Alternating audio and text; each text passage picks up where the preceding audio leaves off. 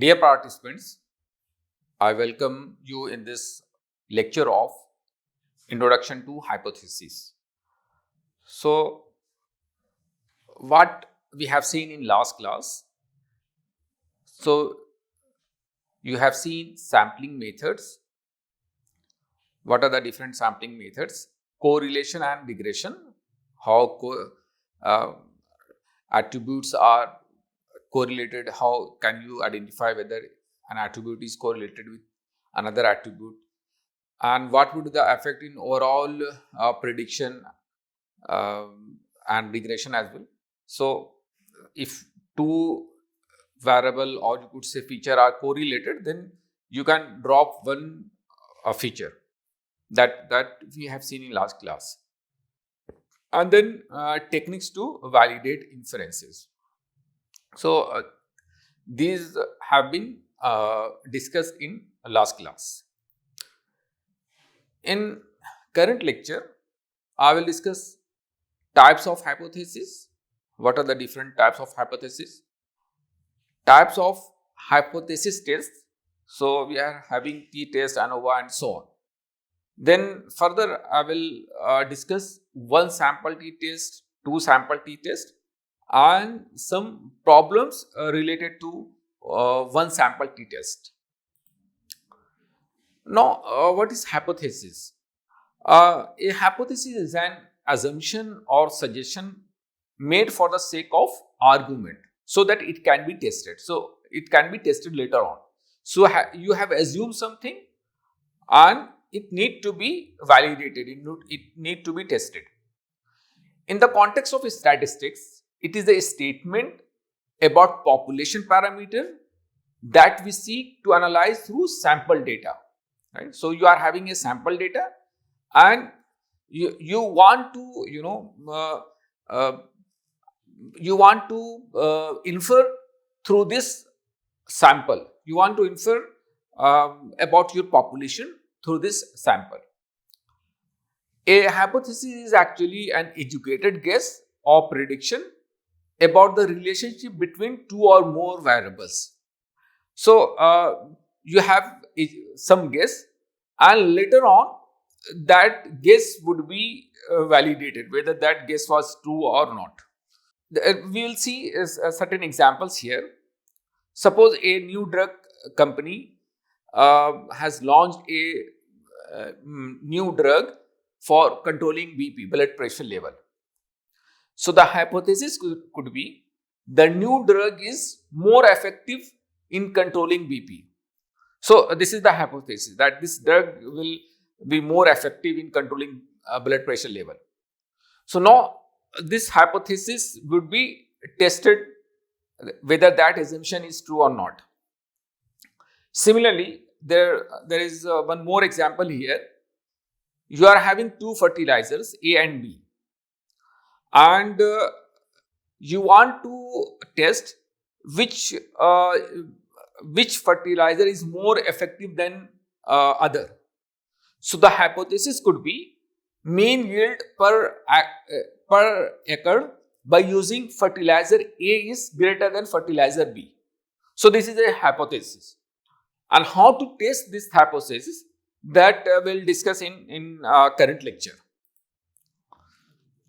So, what are the different types of hypothesis?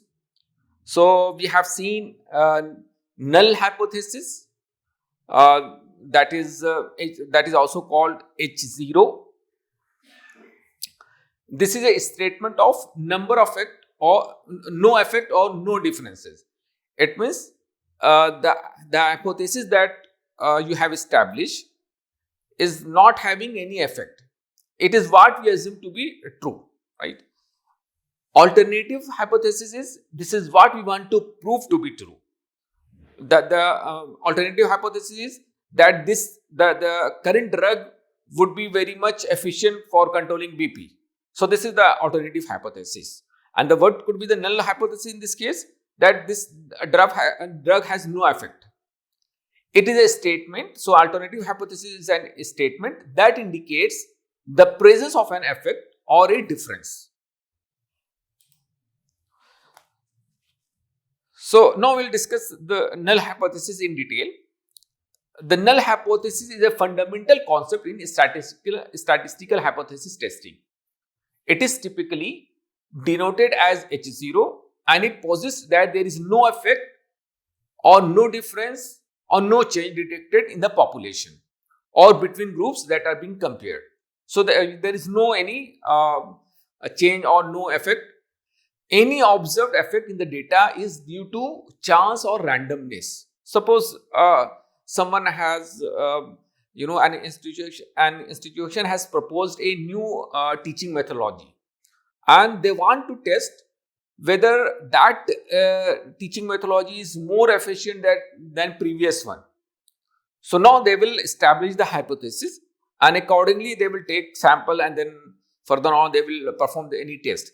So for that purpose, if there is a null hypothesis actually says that there is no such effect on student as far as this current teaching methodology is concerned, right? The teaching methodology that institute has proposed, it is not having any effect on the students. So that is the null hypothesis. There are certain more example of hypothesis. Consider a pharmaceutical company has developed a new drug, right, intended to lower cholesterol levels. The company claims that their new drug is more effective than the current market leader. So they are claiming these things. Now, to validate this claim, a researchers will set up a control experiment where one group of patients will receive the new drug while another group will receive the current market leading drug. In this case, in this testing, the null hypothesis would be the new drug is no more effective at lowering cholesterol than the current market leader. In other words, we can say any difference in effectiveness between the two drugs is due to random variation or chance and not due to the new drug itself. It means new drug is not having any such effect. The alternative hypothesis is the new drug is more effective at lowering cholesterol than the current market leader. So this is the example of null hypothesis and alternative hypothesis. So what are the different types of hypothesis tests? So most commonly used hypothesis tests are t-test, z-test, ANOVA, Chi-Square test.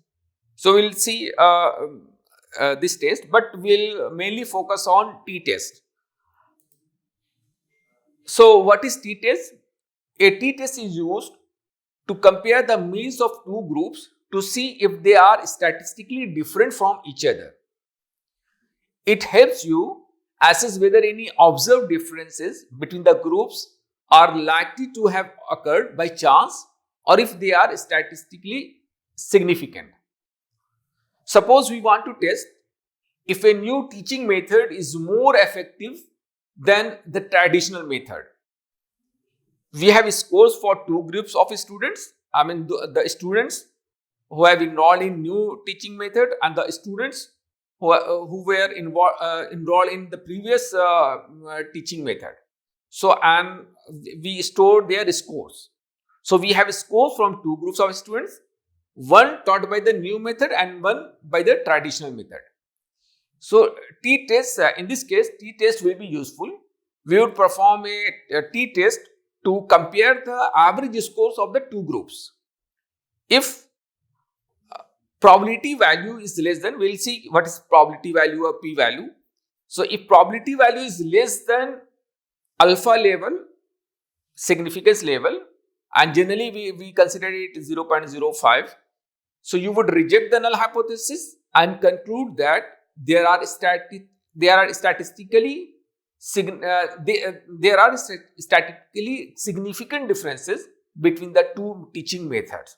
So this is the process actually. We will discuss each and every step of t-test method, how can we perform t-test? So there are certain steps that need to be followed. And that I was discussing what is p-value, right? So the p-value or probability value concept is used everywhere in the statistical analysis. It determines the statistical significance and the measure of significance testing. So the testing that we are performing, like such as t-test, so how much significant it is. So according to the p-value, we can determine the significance of testing. So if p-value is greater than this threshold 0.05 significance level, so it means don't reject the null hypothesis. It means accept the null hypothesis, right? So what null hypothesis says, that there is no change, no effect, right? That is the main idea behind null hypothesis. It means there is no change. The effect of new drug is not having any change. It is not having any effect on the BP level, controlling blood pressure level. If p-value is less than 0.05, reject the null hypothesis in favor of the alternative hypothesis. The result is statistically significant. It means the result is something statistically significant. So you need to accept that drug. So it's actually good drug. If p-value is less than 0.01, so again reject the null hypothesis in favor of the alternative hypothesis. The result is highly statistically significant. So that this is the difference between p-value less than 0.05 and p-value less than 0.01. If you are getting p-value, probabilistic value less than 0.01, it means reject the null hypothesis, and it is more stronger than the previous case. So you have to accept that alternative hypothesis is true, and you actually the drug that has been developed by pharmaceutical company is having so much effect on controlling BP level or cholesterol level. So what are the different types of t-test? There are 3 types of t-tests that we can perform based on the data at hand. So depending on the data, you would decide which t-test need to be performed. So we are having one sample t-test, independent 2 sample t-test, and pair sample t-test. So what is one sample t-test? In a one sample t-test, we compare the average or mean of one group against the set average, right? So already there is a set average of your population, and you have collected a sample of that population, and now you collect the you compare the average of this sample with the main sample, I mean population sample. So the formula to calculate one sample t-test is t is equal to m minus mu divided by s divided by square root of n, where m is your mean of the group, that is the sample, and mu is theoretical value or population mean. So m is here, let me use the pen here. So m is actually the mean of the group or sample, mu is the theoretical value or population mean. So it actually signifies the population mean, and s is the standard deviation of the group, that is sample, and n is the group size of sample size. So it can be valuable. Suppose in a company that is manufacturing any particular product, and that product is having certain well defined average value. Let's say they are producing certain electric bulbs, and electric bulbs is having average lifespan of 1200 hours. So it is well known. Suppose some new technology came, and they have adopted the new technology, and they observed that because of this new technology, something has happened, and now the average is somehow less than the actual average. So to test this particular, this is again a hypothesis, right? So to test this hypothesis, they will perform one sample t-test. Since they have what they will do, they will collect certain sample and will perform will check one by one the total running hour, and in this way they can perform the one sample test.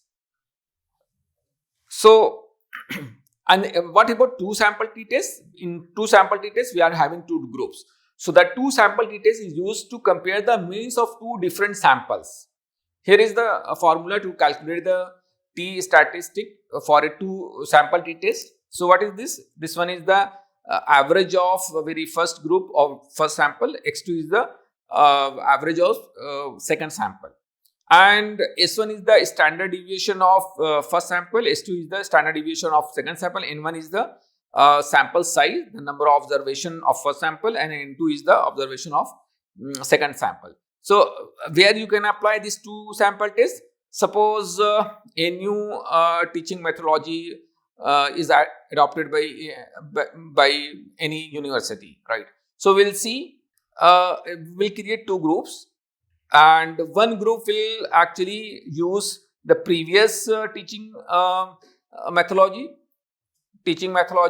1, I am saying, and the another group will go through teaching methodology 2, that is the new teaching methodology, and we will check their scores. So there are certain students here and there are certain students here. So and we'll compare their scores.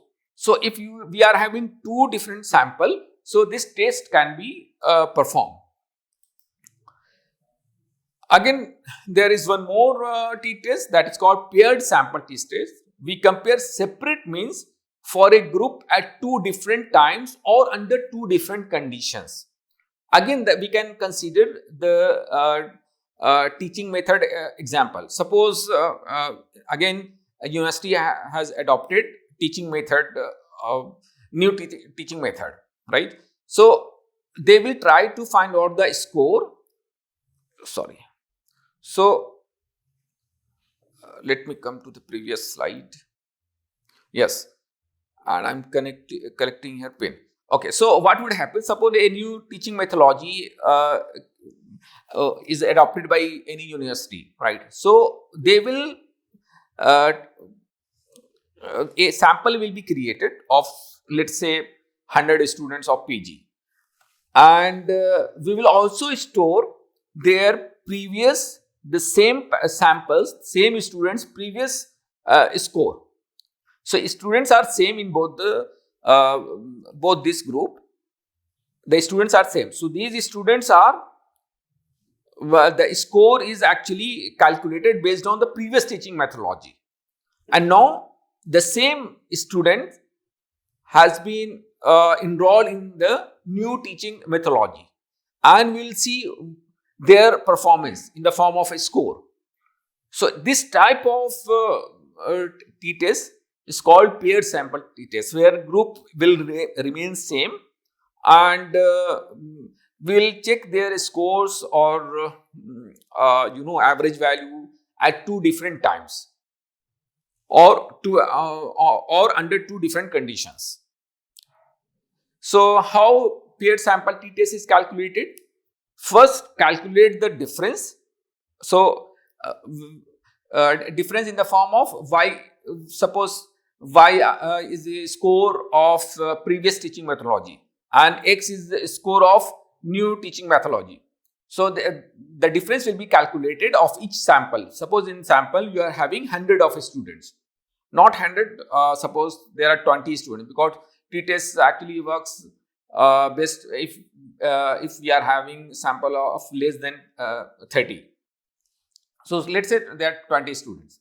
So how it will be calculated? So first the difference will be calculated, then we will take the mean of this difference and we'll try to calculate the standard deviation of the differences, and we will use this to calculate the standard error of the mean difference. And what is this? So this is the standard deviation of the differences.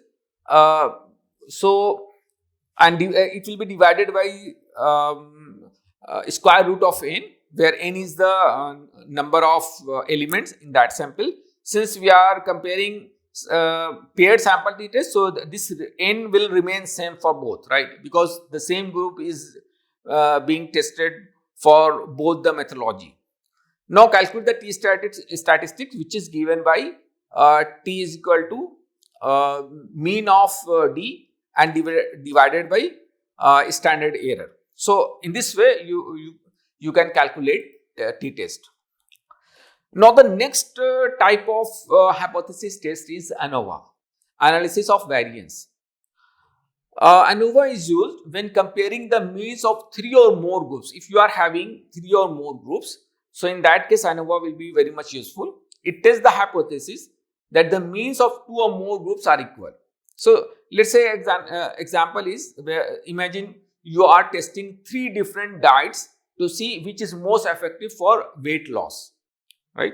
So you would use ANOVA to compare the weight loss of participants across the 3 diets group. If the ANOVA yields a p-value, that is probabilistic value, less than the chosen alpha level is again significance level, it suggests that there is a significant difference in weight loss among at least 2 of the diets. So in this way you can apply ANOVA. Now the next is Chi-Square test. So the Chi-Square test is used for categorical data to assess how likely it is that an observed distribution is due to chance. It is often used to see if there is a significant relationship between 2 categorical variables. Let's say, suppose you survey people about their preferences for 3 different brands of a product. You are having 3 different brand of product. Let's say a washing machine, there are 3 different brand of washing machine. You want to know if brand preference is independent of gender, right? So you would use a Chi-Square test to determine whether the distribution of preferences is same for different genders or if there is a significant association between gender and brand preference. So whether there is a preference, since gender is a categorical data, and you want to test whether that gender is having any significant association with the brand, right? So for that purpose you can apply Chi-Square test. And how can we perform these tests, whether it is t-test or ANOVA or Chi-Square? So the process of performing these tests generally follows these steps. So the very first is state the hypothesis. So you need to formulate the null hypothesis and the alternative hypothesis. So you will first formulate null hypothesis and alternative hypothesis. Select significance level, so that is alpha. So determine the level of significance. Usually we consider it as 0.05. Choose the test and calculate. So based on the data and the hypothesis, choose the appropriate test. Use statistical software or calculation. You may use any statistical software or any calculation to find the test statistics and p-value. So we will see in an example how can we find the p-value, and after that make a decision. So compare the p-value to the significance level. So the p-value that you have derived in the previous step, so compare it with the significance level. If the p-value is less than alpha, that is significance level, then reject the null hypothesis. If it is greater, do not reject the null hypothesis. So this is the story. So if p-value is less than alpha, if the p-value that you have derived is less than alpha, that is 0.05, then reject the null hypothesis. It means you need to accept the null hypothesis. You need to reject the and accept the alternative hypothesis. If it is greater, do not reject the null hypothesis. If p-value is greater than alpha, it means you have to accept the null hypothesis. We'll see using an example. Now interpret the result. It means explain what the result means in the context of the data and the research question. So these are the steps to perform the hypothesis test in general, and you can apply this one in t-test as well. As far as calculation of t-test is concerned, we will be using degree of freedom as well. So what is degree of freedom? So the degree of freedom in statistics indicate the number of independent values that can vary in an analysis. It is an essential idea that appears in many contexts throughout statistics, including hypothesis test, probability distribution, and linear regression. So it is very important terminology that is used in hypothesis test and other area of statistics. So suppose if you are estimating a single parameter, so the degree of freedom would be n minus 1. It means the n is number of sample. So there is an way to calculate the degree of freedom. So for calculating the degree of freedom is often the sample size minus the number of parameters you are estimating. So here you want to estimate. Suppose you are estimating a single mean.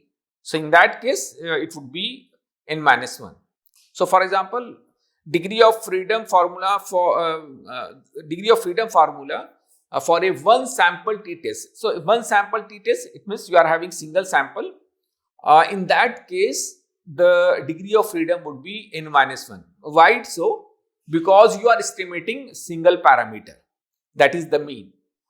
And to calculate degree of freedom for two sample tests, it means in two sample tests you are having two sample, right?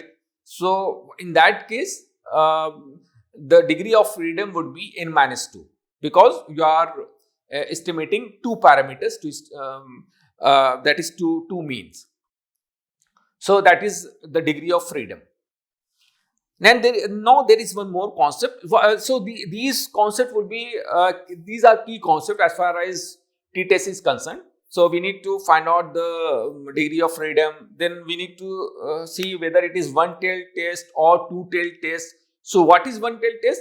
So one-tailed test is performed depending on alternative hypothesis that specifies a direction, whether greater than or less than, right? Suppose a pharmaceutical company has introduced a new drug and they want to test the result of that drug on BP level, blood pressure level.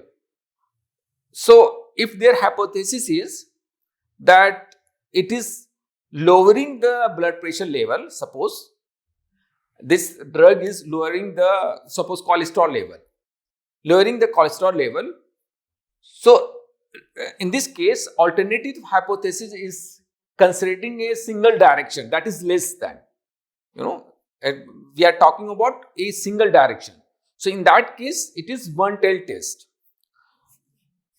And in a two-tailed test, it is actually performed from an alternative hypothesis that does not specify a direction. So both the direction is possible. In the crux of the story is, in two-tailed test, both the direction is possible, while in one-tailed test, we are talking about single tail. Either it is left one-tailed or right one-tailed test. So there is an example. Imagine you are a quality control manager at a factory that produces light bulbs, right? The light bulbs are claimed to have a lifespan of 1200 hours on average. You suspect that the latest batch does not meet the specification and burning out too soon. It means your the lifespan is actually decreasing.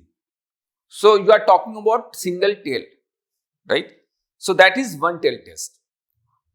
So what would be the hypothesis? The hypothesis would be the mean lifetime of a light bulb is 1200 hours, and the alternative hypothesis, so null hypothesis is the very first one, the mean lifetime of a light bulb is 1200 hours, and alternative hypothesis is the mean lifetime of a light bulb is less than 1200 hours.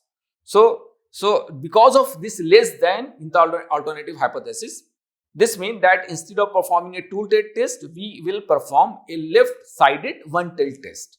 So this is the left-sided. If we are talking about greater than 1200 hours, then this is one right-sided one-tailed test.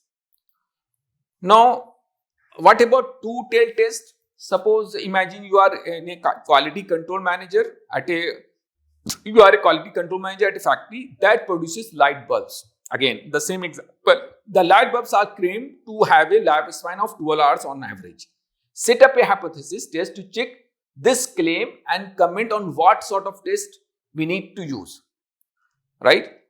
So, suppose you have make a hypothesis that the mean life of a light bulb is not 1200 hours, right? So, you are, because of this is not, you are mentioning here is not. So, because of this is not, right, this is two-tailed. You are not talking about either greater than 1200 hours or less than 1200 hours. So, that's why it is a two-tailed test. When we will be solving a problem, then you will actually apply one-tailed test or two-tailed test. So, there is a question, practice question. Again, the same use case that I was discussing in previous slide. So, you have to solve it. Imagine you are a quality control manager at a factory that produces light bulbs, right? So, the light bulbs are supposed to have a lifespan of 1200 hours. You suspect that the latest batch does not meet this specification and are burning out too soon, right? So, what you will do, and now you will test this one. And again, you will apply one-tailed test, since you are talking about less than, right? So, you randomly select 30 light bulbs from the batch and find that the average lifespan is 1180 hours with a standard deviation of 100 hours. So, now you will perform t-test and you will observe the result, and you will actually decide. So, these are the steps of solutions. So, first of all, you need to state the hypothesis. So, the null hypothesis is the mean lifespan of the light bulb is 200 hours, right? So, this is the null hypothesis. An alternative hypothesis is the mean lifespan of the light bulb is less than 1200 hours, right? So, that's why it is a one-tailed test. The next step would be to calculate the test statistic. So, you need to calculate the t-value. So, what is t-value? So, t-value we have already seen for one sample t-test.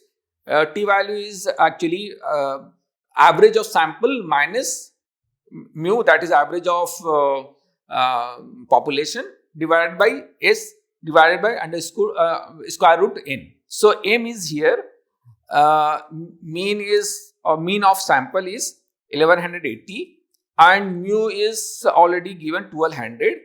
And standard deviation is has been given as 100 and n is 30. So, by putting all these values, you will calculate the t-value. So, here it has been calculated. So, t-value is nearly this much of value, that is minus 1.15. Now, we will use the t-distribution with 29 degrees of freedom. What would be the freedom in this case, degree of freedom in this case, since we are having 30 samples, singles group actually. So, the degree of freedom would be 30 minus 1, that is 29.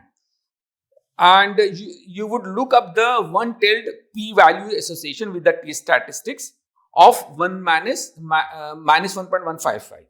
This can be done using statistical table. So, you are having a statistical table. You can find this in textbook or any statistical software. So, by using that table, you can find out the value of p-value, probability value.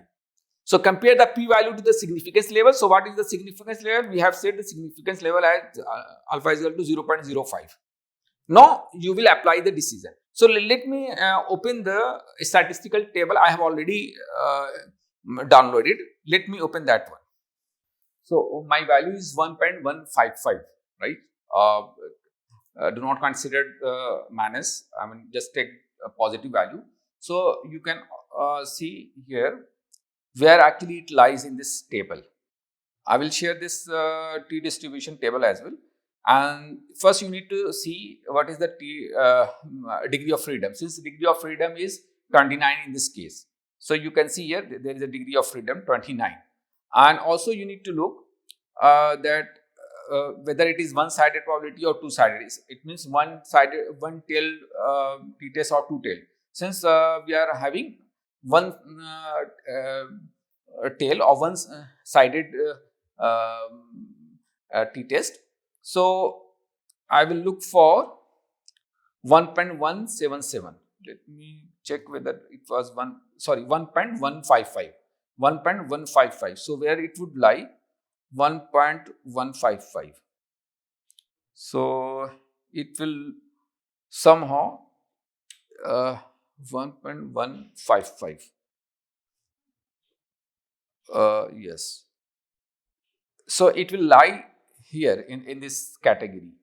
So your p-value will be between 0.1 and 0.2, right, in this value.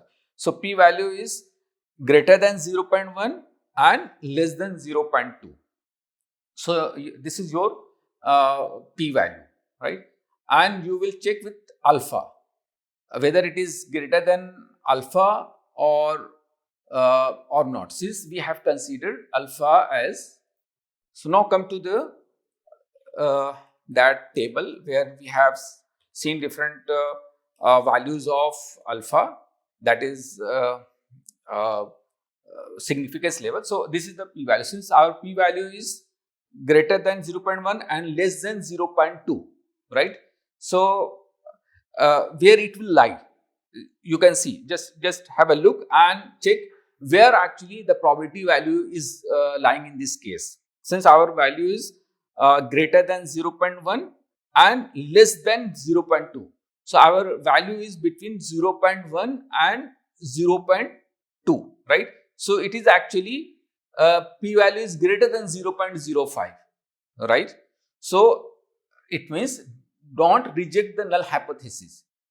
That is, accept the null hypothesis. It means this is not having any effect as such.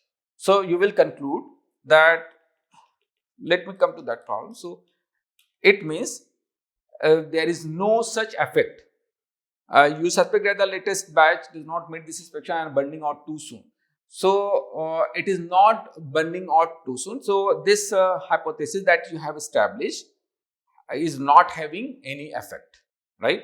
So this hypothesis, null hypothesis, means the mean lifespan of the light bulb is 1200 hours. So you are not rejecting this null hypothesis. It means you have to accept it. So that is the main solution and interpretation actually. So thank you. Let me summarize as well. So what we have seen in this current lecture, we have seen types of hypothesis, and there are different types of null hypothesis and alternative hypothesis. We have seen types of hypothesis test as well. So t-test, ANOVA, Chi-Square we have seen, and one sample t-test, we have seen one sample when there is one group only, and two sample t-test when we are having two sample to compare with each other. So that's it for today's class. Thank you so much.